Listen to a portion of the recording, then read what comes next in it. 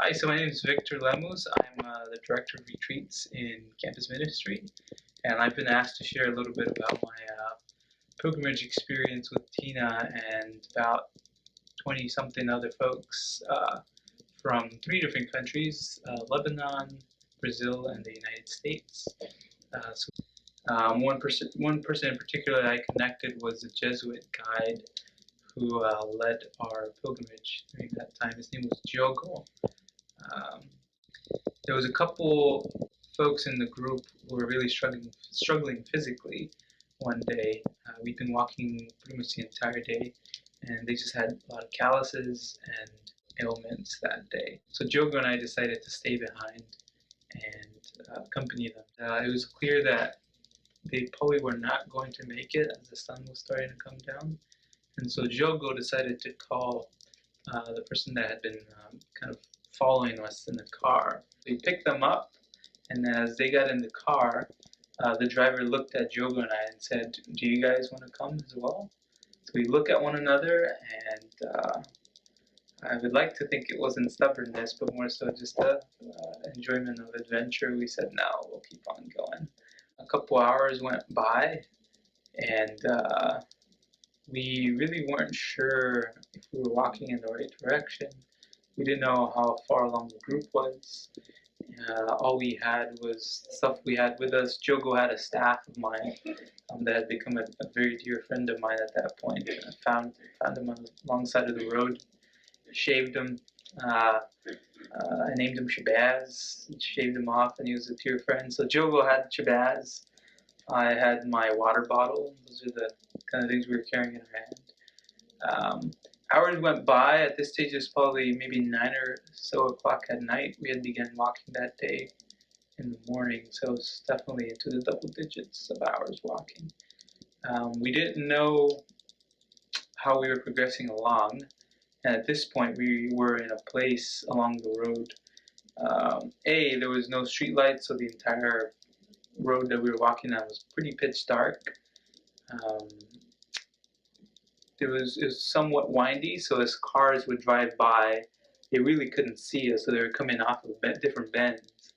And given that there were no lights, we thought there was at least a 50% chance of being hit by a car, which is not the most hopeful of walks.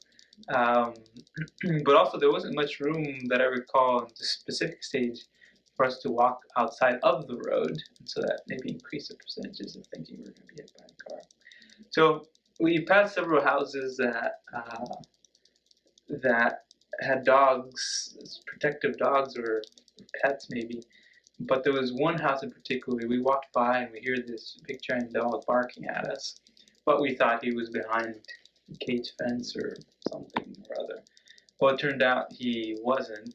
The gate was open, so the dog starts coming at us. And at this stage, Diogo and I,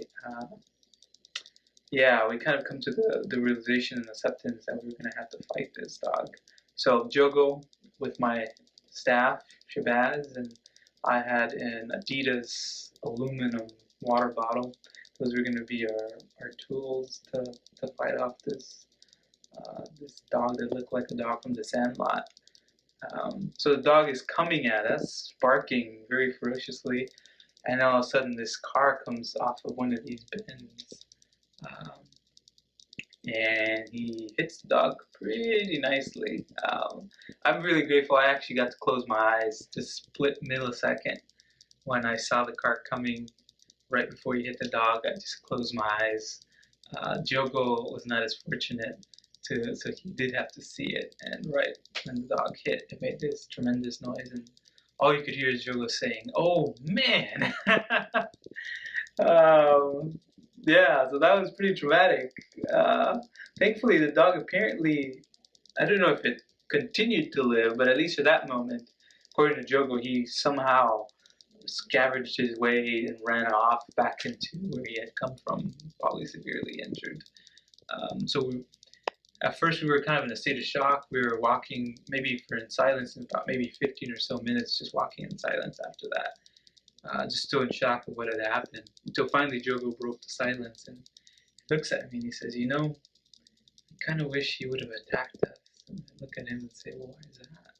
He says, well, if you would have attacked us, we would have hit him with the stick, and you would have hit him with your water bottle.